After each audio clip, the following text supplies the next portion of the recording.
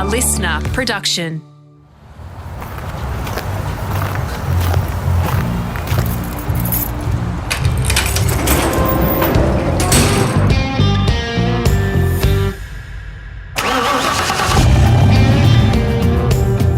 G'day everybody, Rusty here, all set for part 2 of my pod with WG, Wayne Gardner, the Wollongong Whiz. If you haven't heard part 1, make sure you head back to the library and give it a listen. From humble family beginnings, finding a wrecked bike for a few bucks that started the dream, to his early days motorcycle racing in Australia and the big decision to have a crack at taking on the world. It's all there right now. We begin part 2 with the reaction to his success back down under and how it would change life forever. Yeah, it kind of just snowballed, to be honest. This was this was just when TV was tuning in, and with SBS and Channel 9 and so on. So the sport here in Australia was very unknown. And probably the greatest thing that Nick Harkerink, the journalist from Wollongong here, and myself did was I employed Nick part-time while he worked at the Illawarra Mercury, was to go out and I said to Nick, when I was knocking on doors and sponsors, everyone would go, Wayne who? Or road racing, what's that? And no one knew anything about it. So I said to Nick, I want to change the public perception of what this is about, because when you say motorbikes, they think of bikies, and it's nothing that. It's colourful and bright and beautiful to watch, and it's like ballet, when to music, watching road racing. It's gorgeous, and it's thrilling and it's exciting for the spectators and it's great TV. So I said, Nick, I want you not to get into the revs or the motorcycle news magazines. I don't care about that because that'll happen naturally. I said, I want you to go and get in all the men's magazines, the women's magazines, the This Is Your Life or whatever it is, everything but motorcycle magazines, because that'll take care of itself. So we did, and then, of course, once we started getting into the HQ mags, et cetera, we started getting a whole lot of interest in the sport. And then the sponsors, like the beer companies, and started coming and knocking on my door. Well, we want to be involved in this. And so I went, that's better. That's how it should be, So we changed the image here in Australia, Nick and I, of what the sport is about. And once TV came in and good commentary, by Barry and everyone was around and yourself, and it all kind of just rolled on from there. And then, of course, I was getting the results in the World Championship and riding at the highest level there is for motorcycle racing, and media started to grow, and certainly in Australia I changed the face of the sport in this country, and Phillip Island Circuit turned up because of my career, and Eastern Creek, that was made because of my career. So without my career happening in the beginning, the whole sport wouldn't be what it is now in this country. We wouldn't have Doohan, we wouldn't have had a Casey Stoner and Bayliss and all the rest of them. So it's amazing how it all evolved around just a few key points as it's gone along. And as I said, now looking back, it looks like it was just meant to happen. It's certainly not planned. Definitely. You've kept the 87 bike, which I love. It's here in the country. Wonderful for the boys, wonderful legacy for Australian motorcycle racing in this country. No doubt there were some good conversations with Mr. Aguma from Honda in relation to that. Yeah. Often the Japanese back then and even earlier didn't like riders and drivers to keep the car or the bike. They preferred to kind of get rid of them. Was that a difficult conversation? How hard was it to convince them to let you keep that? Well, that was a point when at that mentality or that way of thinking by Honda was, and all the manufacturers, was to destroy all the bikes after it. Because it's a crime to us, mate, isn't it? Yes, it is a crime. It is a crime. And they weren't thinking about keeping them and putting them in museums. So as the history of the sport, they would just wanted to safeguard their secrets and the brand name and safeguard everything. So everything was pulled apart and either destroyed or melted down or whatever. So it was a long case of, please, you can't destroy this stuff. It's priceless, And so then their mentalities changed, and then of course then they started helping the riders and giving bikes and so on from there. But that took a lot of years to get across, and it's a pity because I would have loved to have, you know, one of every bike of every year, like my leathers here, you know. So, but anyway, I don't. I've still got, obviously I've got many bikes, but now I'm collecting them all and putting my own private museum together, you know. So it's good. That's terrific. I'm glad you bring up Phillip Island, because the whole inertia behind that, off the back of the 87 title win, it must have gone crazy. When did you first get the sense of, okay, this project that is being undertaken, you were heavily involved in it, when did that kind of really start to click into gear? I mean, 89, we saw the end result of all that wonderful hard work. The fact that you were able to win the race was the crowning glory, but so much went into it, WG. Yeah, well, a guy called Bob Barnard contacted me and just said, look, we've got, I think it was about 87, 86, 87, 87, 88 maybe. And he just said, 87. He said, look, you know, everyone knows you, everyone knows the sport. You've done a great job. TV's up now. All the magazines are following the sport now. Sponsors are coming in, et cetera, et cetera. So he said the sport's got a big... It's very interesting and the people love it. And he said, I'm involved in the Adelaide F1, but I think that you've got yourself, and I can see Mick's coming as well. And so it must have been about 88. And he said, I want to have a GP in Australia. I need your help, your support with the government. I got to find the right track. I think I know the right one, et cetera, et cetera. I need you to go out and, you know, support me vocally with the media, and, you know, that we're going to build a circuit. This is my idea. And I said, okay. I said, where do you think out? He said, I got an idea down at Phillip Island. It's a dirt track. And, well, it's a broken down track, but I think it's going to be amazing. And I went, yeah, I don't think so. And he goes, yeah. Come and have a look. So I zoomed down there and had a look, and I looked and I went, there's all sheep wandering across it.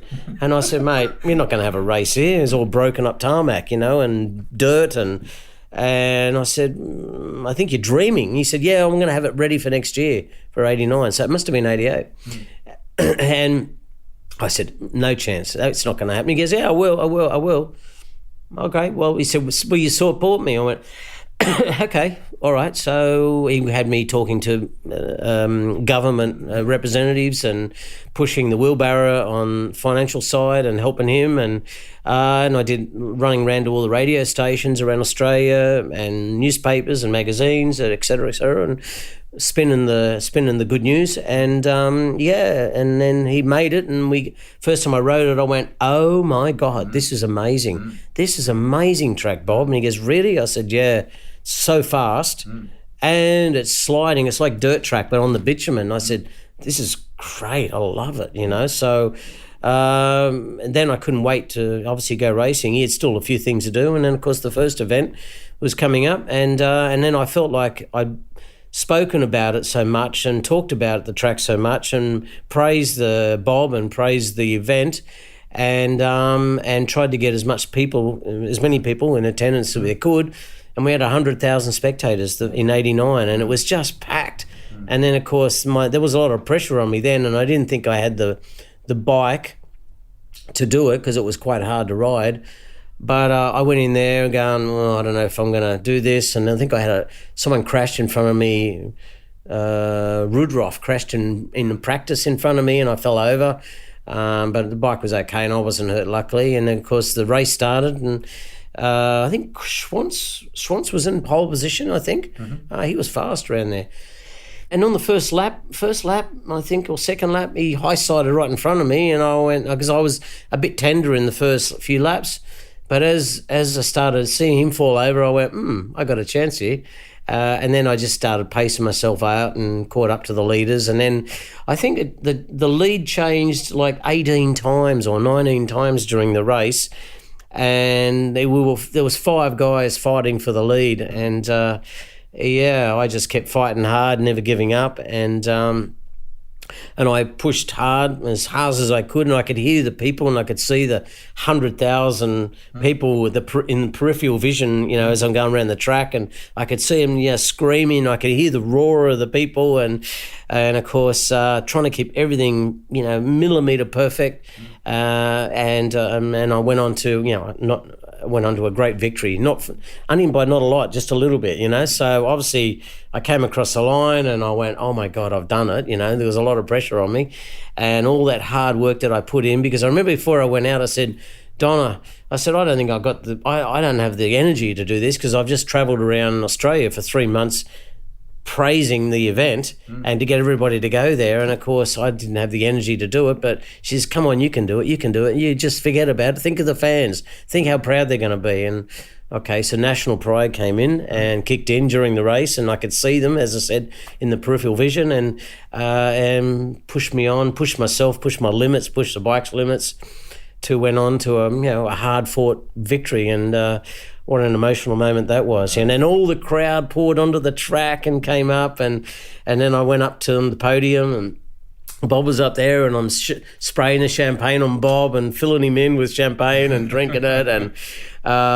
it was an amazing moment of my life and in the sports career. And luckily I've got thousands of photos here to relive that, and videos as well. And amazing time in my life, amazing time. I've been world champion by then, and then to go out and win my home Grand Prix and then win it again the following year was just an amazing moment in my life, and particularly on the home soil. It's like winning in your own backyard. That's pretty special, because the support of the people and then the sport. And I remember leaving the track on Monday, and then there was big signs up on the roads and over the bridge going off Phillip Island, Scott, Wayne for PM. And I'm thinking, this is going to be interesting. So I thought one day I might end up in Parliament, as the PM, but I don't want that job. But it was a nice recognition of what happened on the weekend, and everyone just loved it, and and it etched my name in stone forever, in that moment. So pretty special moment. And the fact that we now have this classic but world-class venue that motorcycle racers around the world love coming to. Yeah. It's probably hard to pinpoint one. I mean, you had your first GP win in Spain. You won the world title, as you recounted, in '87. But is that win on home soil in '89, is that the one that in your mind is just that, that just set apart from the rest? From exposure and from a special moment, and it's etched in everyone's minds, including mine. Yes, because there was a lot of hard work that went into it between Bob and myself. I mean, we made that track, and I was talking it through with him in the corners and whatever. But as I said, when I wrote it, I went, wow, this is amazing. And I said to Bob, you're not going to finish this in time. He said, you'll see, we will. They worked all night, many nights, So he did. He pulled it off, and I pulled it off. And so it was a great partnership. Definitely. At that point. And then, of course, the following year in 90, I won again.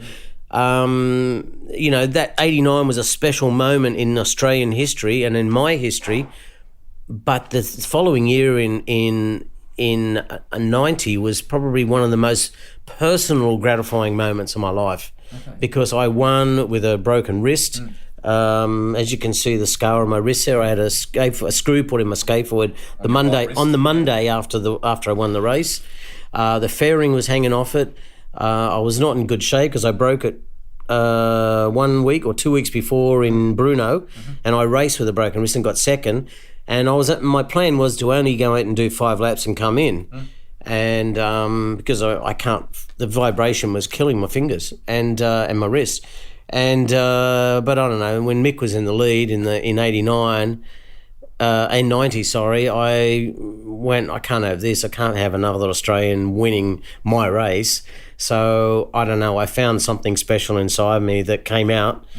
I exercised my fingers down the straight at 330 kilometres an hour for a few laps. I lost 5 seconds on Mick, and then I went, I'm going to give it one last shot here, and see if I can catch him. And I did. I caught up and passed Mick and went on to win by about half a second. So that was personally a very, very satisfying moment because I had to fight the pain. I was in excruciating pain. I had pain injections in my wrist, but that didn't do much after about 5 laps. I had the fairing hanging off and it wouldn't go down in a straight line because it was trying to push off to the left because the fairing was dropping down. The flag marshals were trying to black flag me because the fairing was on the ground, and luckily they didn't. They just kept, I didn't even know how bad it was, but I know that I couldn't keep the bike straight, and I was having to ride it crossed up down the straight because they're going so fast, the front wheel's virtually in the air, so it was really hard to hold it in a straight line. And on top of that, every time I went for the brake, they carried 2G. In other words, 2 times your body weight is on your wrist. So it was excruciating. I kept saying, deal with the pain after, deal with the pain after, deal with the pain after. And so I took myself mentally out of the pain and into just concentrating and thinking and deal, because I allocated time after the race to deal with the issue then.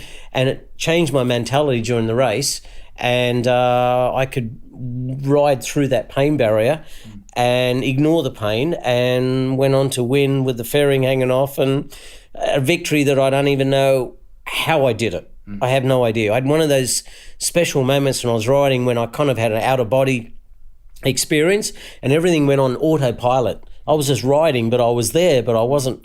It was just all happening without me knowing, you know what I mean? And, you know, I've heard of this happening before, and I had it there just for a half a lap or a lap. I went, wow, this is spooky. I could actually come up above it and see myself. Wow. It was the most amazing experience I've ever had. And but everything kind of went on autopilot, and you, because it was mind over presence, if that makes sense. And I haven't told too many people all that in the past, but it was true, you know. And then, you know, I knew the situation. I had plus or minuses. I knew Mick was behind me, but I tried to make it really accurate and just deal with the pain and not make one single mistake on the last lap. And I had about, you know, half a second over Mick on the last lap and went on to that victory. So that was probably one of my greatest personal moments, was that, you know, beating the mighty Mick, and even with a broken wrist and the fairing hanging off the bike. So that was a special moment. And then, of course, the next day, Didier, there was Wayne for PM all around on the bridges again. And then I flew back to Sydney on the Monday, and then Didier de Rodriguez, my mate, he rang me and he said, "Oh, how's your wrist?" I said, "Oh, it's sore today, really sore." And he said, "If I was you, I'd go and get an X-ray," because he said, you know, mine, I had a similar thing, and you can lose the use of your wrist. I went, "Oh, that's bullshit." And he goes, "Yeah, no, do it." So I went, when I was in Sydney, when I arrived, I went straight over to the North Shore Hospital and I had an X-ray. And I even remember the doctor, Dr. Tonkin, and I visited him and took an X-ray, and he said, "Wow, that's in really bad shape." I said, "Oh, really?" He said, "Yeah, your scaphoid bone is fractured through the middle and it's eroding away, and you're going to lose the use of your wrist if I don't fix this now." And I went, "Wow." And he said, "Get into bed now." So we're operating tonight. So they opened my wrist up, and they opened me up on my hip here. Yeah. See here, they opened me up and they hammered off some bone off my pelvis, and they then packed it in here, and then put a thing called a Herbert screw in it and screwed it in with left and right thread, and they pulled it all together and sewn up. And I woke up in the morning with like, oh, which truck hit me, you know, during the night. I couldn't walk, obviously, and I had this in a sling. Anyway, so if they didn't operate, I would have lost the use of my wrist and I wouldn't be able to go road racing anymore. So it was a necessary thing. But basically, I shouldn't have been doing so much. I should have had my hand in a cast, but I just refused to because I wanted to win Phillip Island. So,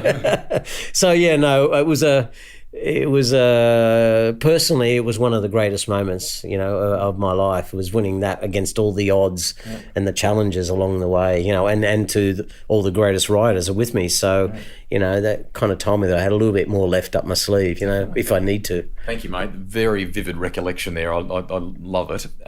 NSR 500, you know, in motorcycle racing, I mean, this is probably a two-part question. Firstly, you've touched on the fact there were some unbelievable names that you were competing against, beating during that period. It was a great period for the sport, and the bike is held in such sort of folklore, but a bike that took a lot of taming, development, and really at the end of your time, was arguably at maybe at its zenith at that stage, wasn't it? Yeah, when I left the sport in the end of '92, the Honda had gone through a complete evolution. Different chassis, different engine. We had the Big Bang engine.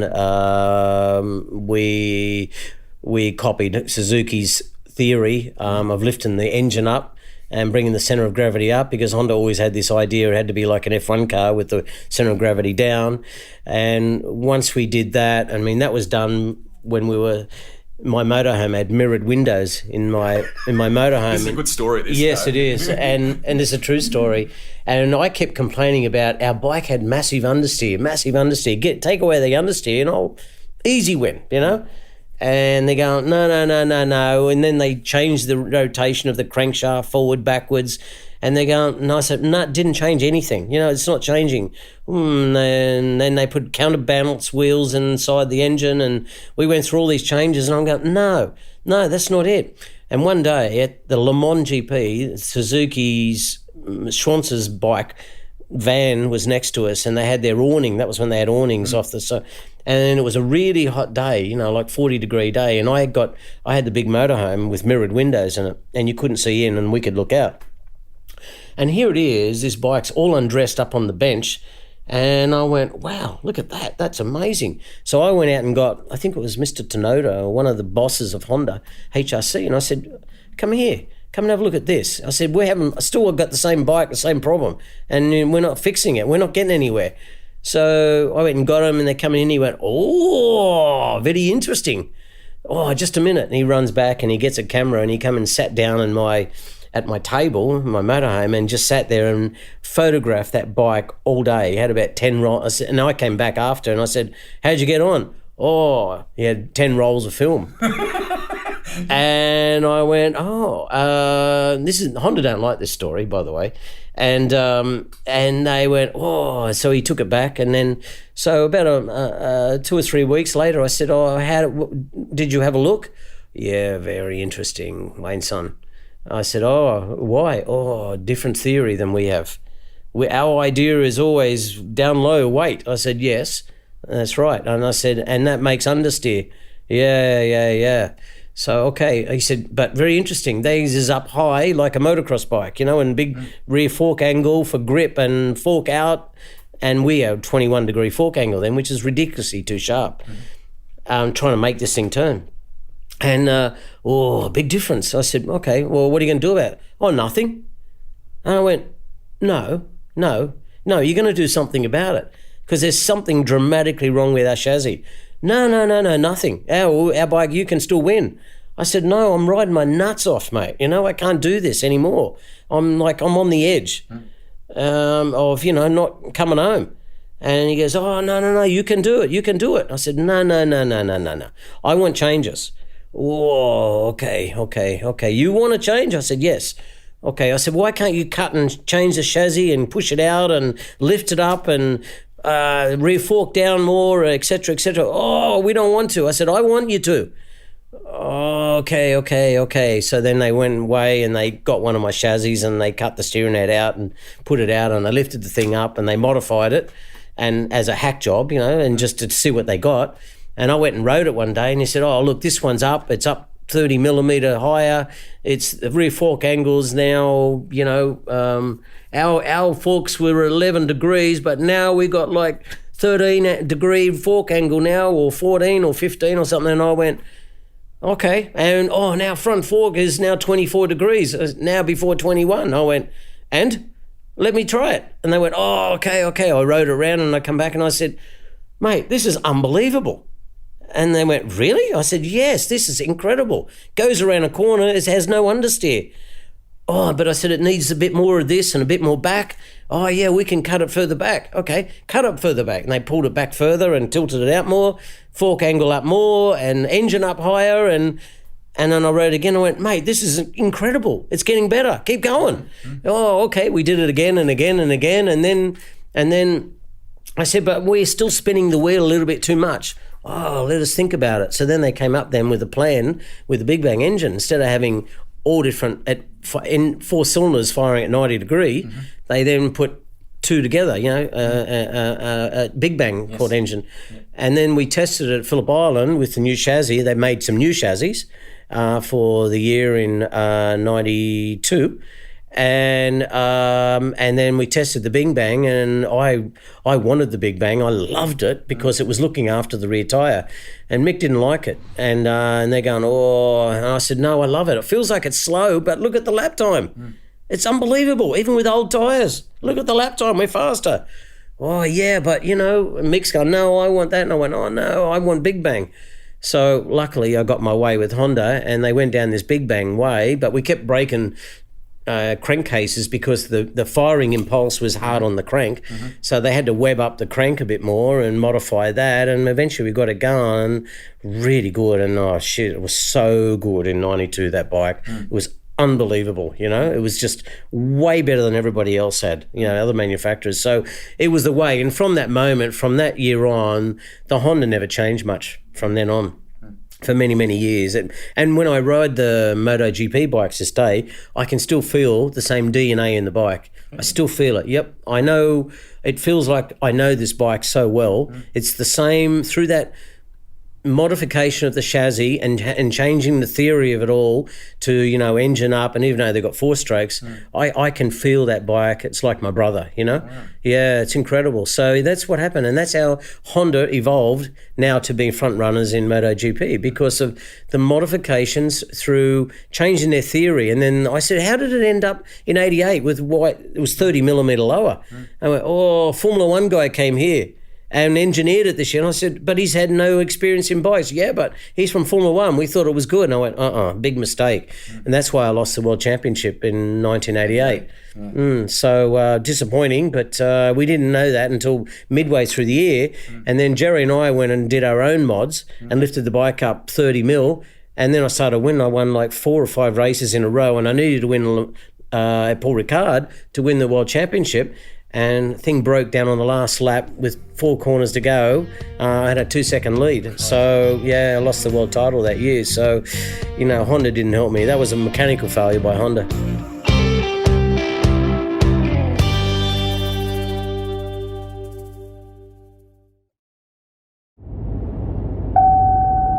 I don't think there's enough 1980s inspired mullets poking out the back of helmets these days. Let's bring that back. I'll set the navigation to the closest barber. Did you ever get tempted to go elsewhere? Because when we think of you and bike racing, we think of Wayne Gardner and Honda. Yeah. But at the pinnacle, you're a world champion, you're winning races. Were there attractive offers from Yamaha? Did you contemplate going to Suzuki? Yes, I did. I was always asked to go and join other manufacturers, but I was always very loyal, to Honda. However, in 89, end of 89, that was when Eddie joined. I think Eddie joined, 89? Yeah, Eddie joined. And when Eddie joined, Kenny came to me. In 89, Kenny came to me and said, I want to hire you for 5-year contract with Marlboro Yamaha. And I went, Marlboro wanted me and Kenny, and I went, I'm going to stay with Honda. He goes, well, and then I heard that Eddie might ride for Honda. So I called Honda and I said, look, I hear Eddie's coming to join us. If he is, it's okay, but I'll go to Yamaha. And they went, no, Eddie's he's not joining. And I went, well, if he's joining, I'm happy to go. It's no problem, because I've got a 5-year deal worth many, many, many, many millions of dollars. So I said, I'll go to Yamaha with Kenny. It's cool. I'm not angry. And I said, you can have Eddie and I'll trade places. And they went, no, we want you to stay. Okay. So, all right. So I decided to stay, and then I came home here, and then I heard, so I signed a contract with Honda for less money, may I say, because I didn't win the World Championship in 88, and it was their mistake. And so I kind of felt, a bit betrayed by Honda. And next minute I got news that Eddie'd signed up with Honda by Honda America. So I called him and I just said, I thought you said that he wasn't joining. Oh, yeah, but that's Honda America. And I said, you lying bastards, So So I was stuck to a contract. I wanted to get out. They wouldn't let me. So I had to then race with Honda, which was disappointing. So I wanted to go with Kenny because Kenny goes, mate, you've got 5 more world titles in you. He said, and we can win for the next 5 years with your talent and Marlborough and myself. And he said, it'll be a powerhouse, And but I said no to it. But then I ran back and said, how about I join now? And he goes, I'm sorry, but I've taken Rainey, I think it was then at the time. So unfortunately, I missed that, and I regret that to this day. Tell me about the fact that you were at the pinnacle of the game for a decade. When you eventually stopped two-wheel racing, how difficult was that decision to come to terms with and things like that? Well, I thought that, it was a hard decision to make because I'd broken my leg in 92 at Suzuka and in the rain. And unlucky accident, but it was one of those great rides where I fell off on the first or second lap or something in the wet, and feeling too confident on that bike. I told you it was unreal. And then I picked it up and I got going again. I came from last and I got up into 3rd place, I think, or 3rd or 4th place. And I was catching Randy, and then I pushed a bit too hard on the last couple of laps and lost the front and went into the fence, and my leg went between the cushions and hit the barrier and broke my tibia and fibia. So I was pretty distraught then because I had my second fractured leg. I always said to myself I wanted to get out of the sport with minimal injuries. I never wanted to end up, seriously injured, like a wheelchair or anything bad. Because I realised that there's still a long life left after bike racing. And then after that big shunt, I came back and started winning bike races and Suzuka 8-hour race and so on. And I don't know, I just got this feeling that it had worn me out, all the visits to hospital, and the sport was a bit dangerous and I didn't want to get hurt anymore. And then I was looking around. I remember at the French Grand Prix that year in 92, looking around, and I was chasing Rainey and I finished second, and I was looking at all the people going, wow, I hope I don't hit that wall, and wow, this is pretty scary, isn't it? And I kind of had a presence of mind, a change. And I went, you know what, here I am looking around at spectators and in those grandstands, and I'm being distracted really easily. Why is this? Maybe this is the time. This is the time to say goodbye. And then I realised if I'm going to be distracted, it's dangerous. Okay. So I thought, okay, I'm going to announce my retirement, and I just didn't know when I was going to do that. And then I went to Suzuka and we won the 8-hour race. I think I was with Mick that year, and we won the 8-hour race together. And then I was really tired after it, and then I just went back to Donington, and I remember telling Aguma after the race, I said, that was my last win, my last time I'm coming. Yeah, Wayne, son, you just want more money. I said, no, I've had enough. I said, yeah, Wayne, son, you just want more money next year, you're just tired. I said, no, I'm not. And he goes, he didn't believe me. So I went to Donington, and then I decided that I'd announce it in England, my retirement, because I owe it to the Brits, because my career started there, my international career started there. And I felt like I'm British because I spent so much time there, and the Brits gave me the chance to go on fulfill my dream. So I announced my retirement then, and it was hard. I wanted to retire for my safety's sake, but my heart wanted to keep racing, and I still loved it. And it was a really hard moment for me. And I was in tears, obviously, at the announcement, and because I was losing something. And so I went on to win that race. I thought, I'm not going to give in. I need to go out in style here.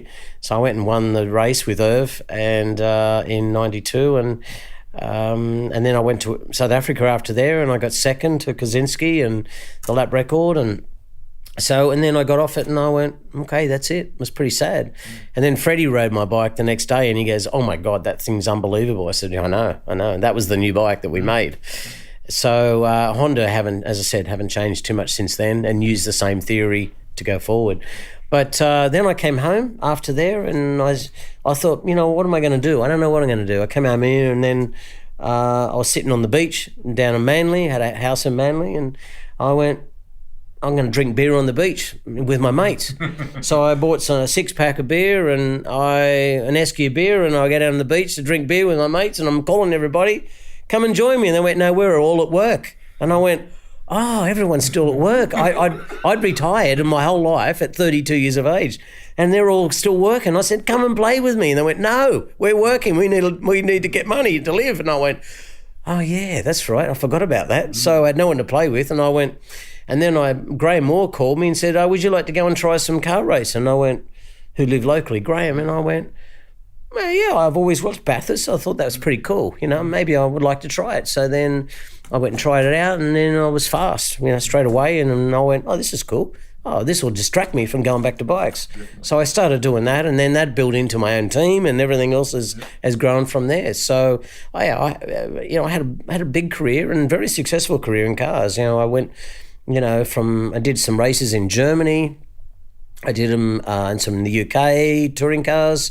I did some Bathurst in the production car, the Dogbone Honda. I've done NASCAR. I finished on the podium there. So, I had my own team. The only thing we had held back with our team from winning was just we couldn't access Bridgestone tyres, and we had to take whatever was available, and we just didn't have the grip to suit, to fix that. But the odd race or two I won here in Australia, and then I got asked to go to Japan, and I started racing for TRD. I sold the team up, I think in about 96.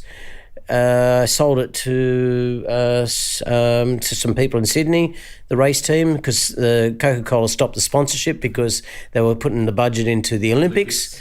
So I figured it was, and then I got asked at the same time by Toyota if I'd want to come and test one of their GT sports cars over there, and I went, okay, try that. I went over there and broke the lap record in it, and they went, oh wow, because they wanted me to bring sponsorship, and once I broke the lap record, they went, oh, we want to sign you up. Don't worry about the sponsorship. So I ended up signing up with Toyota for the next 5 years, racing GT sports cars for TRD, their racing department. I raced for the various teams and finished up with Tom's. Yeah. Tom's the factory works team. So, I won races. We never won a championship, but it was a really hard car to drive then. It was the Toyota Supra. Mm-hmm. But, compare the GT car to the V8, it's like a go-kart. Mm-hmm. And it's probably 15 seconds a lap faster than the current V8s here. Yeah. It's that much faster around corners. It had a huge amount of aero support too, and you could motor that thing around Suzuka quicker than a GP bike, I think, couldn't you? They were pretty. Yeah. I went around there in 1 minute. I think it was 1 minute 45, and the Moto-GP bikes were doing 2 minutes 5, 2 minutes 6. So it's 20 seconds a lap faster than a MotoGP bike. Mm. And believe me, I had to put the hose clamp on my nuts to get it around there because it's so scary going into that first corner. You don't back off and go to fourth on a bike. You go in there wide open in sixth gear at over 300. Nice. And you brake at the second part of the corner. You just shift at one and just nail it. And it's really scary doing it off the back straight. In a bike, you take it at fourth gear, down 2, off the back straight and then up to the chicane. Mm-hmm. It's taken flat in sixth, and you have to use all the curb because it's an aero car. And, mate, it's really hard to not lift on the throttle because the Japs would tell me, Wayne, son, you have to keep the pedal on the metal here, flat. I'm going, I can't do it. Oh, your teammate does it, and he's a little bit faster than you. Okay, well, it was scary, but I did do it, yeah. But I eventually got there. But you've got to build up to those aero cars because, they've only got like a 20 mil ride height on the road. Mm-hmm. So, the faster you go, it sucks to the road like an F1 car. Mm-hmm. And those cars are insanely fast around corners or braking distance, At one point, those GT cars had ABS as well as ground effects.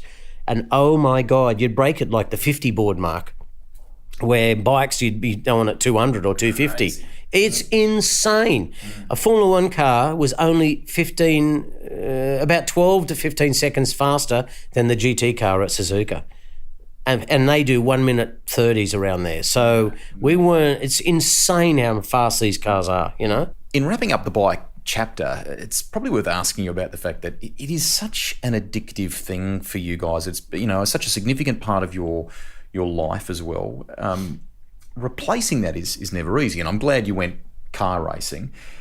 But were there moments when you'd ventured into cars where you thought, oh, I miss Europe, I miss bikes? Did you contemplate going back?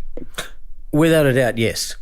Yes, I did many times. In particular, when I wasn't winning in touring cars and I couldn't get the right equipment, the right tyres under the car, or the right engine builder, or the right engineers, or because driving the car for me has always been quite easy, and it's come naturally. And in fact, you know, I got asked to do a movie the other day for a company in Europe, because they did some research, and I'm the only person who's won in cars and bikes and endurance racing in the world. Wow. Yeah, I only just found that out recently, and they paid me to do some interviews and for this movie. And they said, you know, we've done a lot of research, and you're the only person that exists for that. And I went, wow, I didn't know that. So that's a pretty feather. Yeah, a real feather in my cap, because I was very fast in the cars, even in the GT cars and on bikes, and I still love it. And I love being competitive. Yeah. I like to fight for the wins. I think my way around it. How do I do this? You know, so that's never a real problem. A lot of other guys and ex-riders have failed in the cars, you know, and haven't been competitive. But no, it's come naturally to me. So I probably the mistake I made was when I got asked to own a team, or Holden wanted me to own HRT at one point, you know. And I had a big fight with Tom Walkinshaw because they said I was mutinising, but it wasn't. It was Holden asking me, please take over the HRT team and turn into winning, because it wasn't at that point. So I then went and got Coca-Cola sponsorship, and it was meant to be the Coca-Cola HRT team. But Tom Walkinshaw and I didn't see eye to eye, and I went, no, I'm not doing that.